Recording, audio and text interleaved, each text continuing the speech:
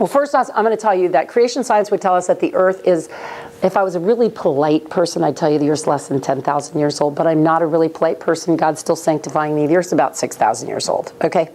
And so just want you to know. Where does that idea come from? Bishop Ussher, and there's a really great article on it. If you want to read it, I can email it to you. But Bishop Ussher, this guy in the 1600s that was brilliant, actually connected Nebuchadnezzar in the Bible with Nebuchadnezzar in history and worked his way back through the scriptures, back through the genealogies, and he came up with a creation date of 4004 BC. Okay, he actually came up with October something, 4004 BC. And the first time I read that, I giggled, and I'm thinking, how does he come up with that? Well, because he actually knows that the Hebrews work on a lunar calendar, and he worked his way back to what would have been the creation day, Rosh Hashanah, on that year. He was brilliant, much smarter than I am. I had trouble understanding the article. Okay, the guy was brilliant. Anyway, so let's look at some evidence that supports that. Let's have some scientific evidence that supports that. One thing is the magnetic field of the earth. It's what makes compasses work. And the magnetic field has been measured since 1835. We know that it is deteriorating. Why is it deteriorating? Somebody tell me, why do we see everything in the creation wearing out? Do you guys know? You really don't know? Oh, we gotta do this. Okay. The reason everything in creation is wearing out is because Adam and Eve, God created a perfect world. Adam and Eve sinned. When everything went under the curse of death, all creation is in a state of death. It is all going downhill. That's why it talks about in Romans 8 that all creation is groaning to be restored to its original perfect condition. You've heard that before, right?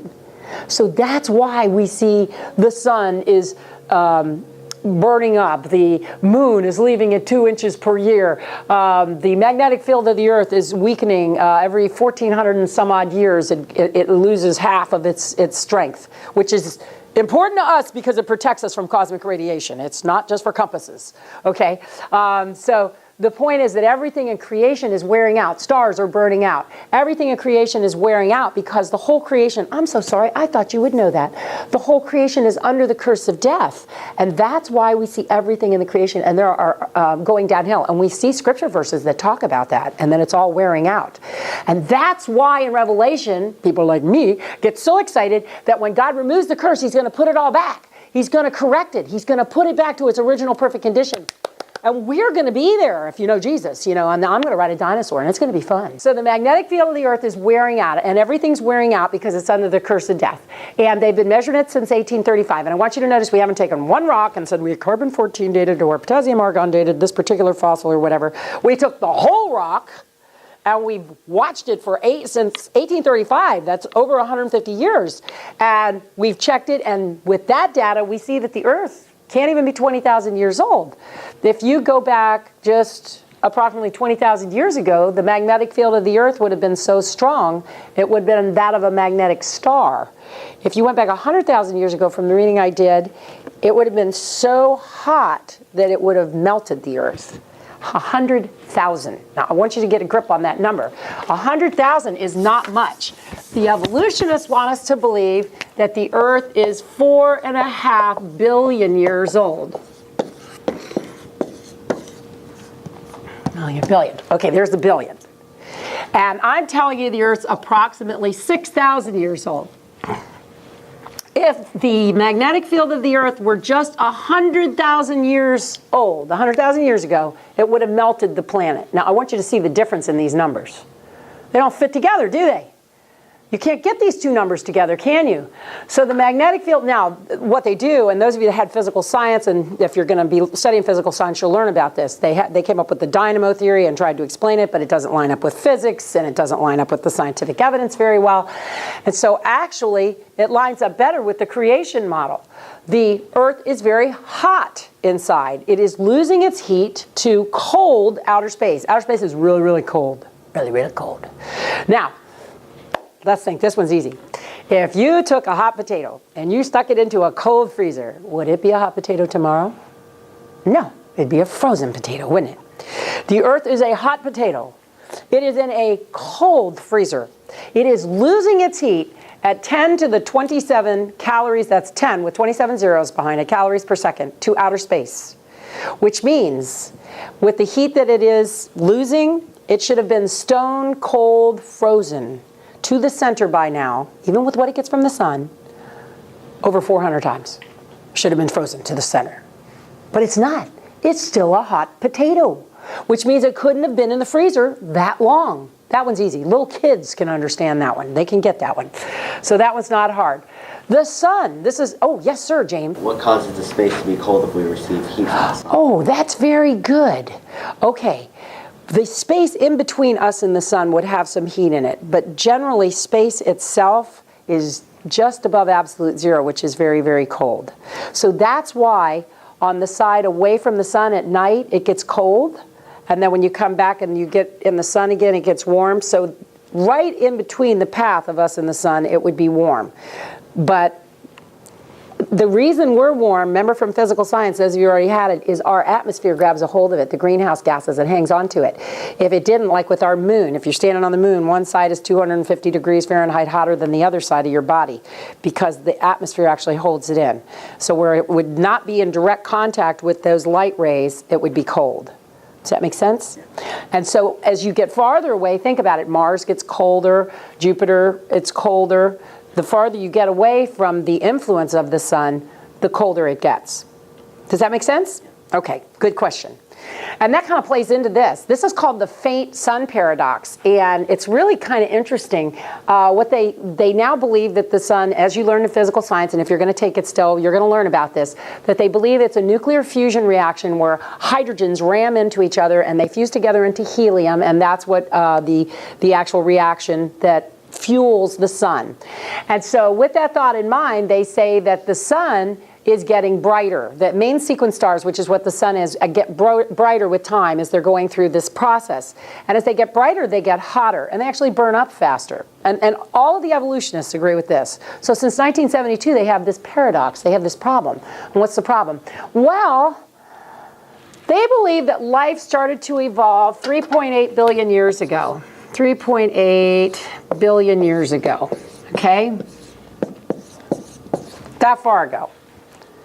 Well, if the sun is what it is now, if you go back that far, the sun would have been 25% dimmer and colder, which means the temperature on planet Earth would have been under freezing level, 31 degrees Fahrenheit, which means how could life evolve here if it was a frozen planet? This is why it's called the faint sun paradox.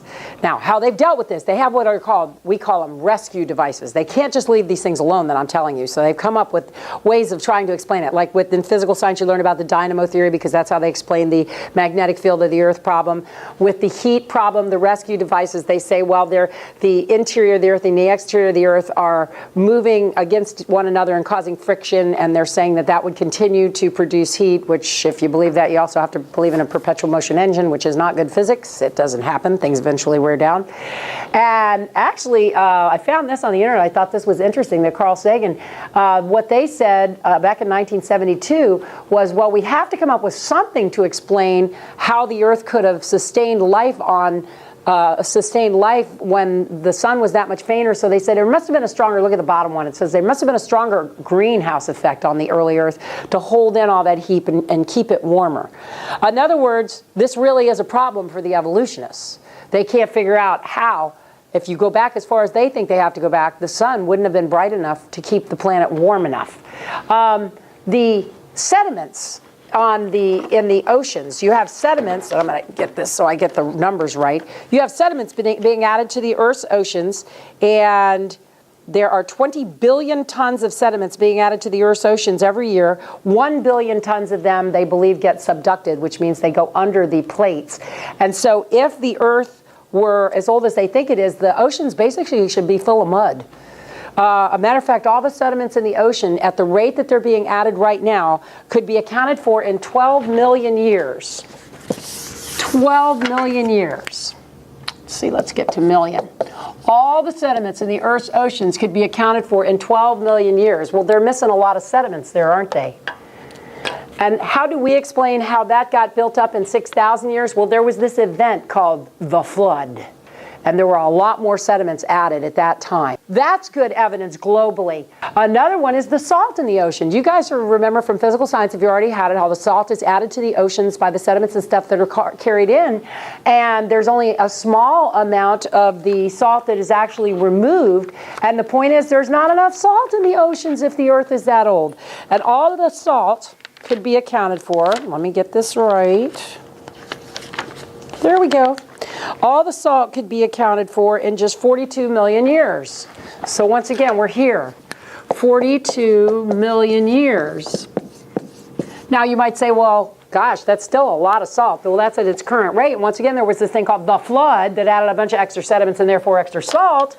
And so not a problem explaining it, but they have a problem because, like, who stole all the salt? My husband says I eat way too much salt. I know you're an old Trekkie. If you ever watched the old Star Treks, there was a salt monster suck the salt right out of people and kill them, and that's terrible. But anyway, that's what happened here. See, the salt monster sucked it out. Anyway, okay. And then another one that's pretty neat, let it go, is bacterial DNA. And they found, get this, they found bacteria that are in salt crystals, that the evolutionists date the bacteria at 250 million years old. Okay, so the evolutionists are dating these bacteria at 250, let's see, nope, yep, that's right, million years old. There you go, that's how old the bacteria are supposed to be. And you're going, okay, well, DNA can't last that long. And they found the DNA, first off, DNA can't last that long. But not only that, the DNA in these, they call them Lazarus bacteria because they resurrected them. The DNA in these, no kidding, is very similar to present day DNA. And they're going, well, wait a minute, if they evolved and they know the mutation rates, then they shouldn't look this much like present day DNA, but they're not that different. Well, if they're only a couple thousand years old, it's not a big deal. Anyway.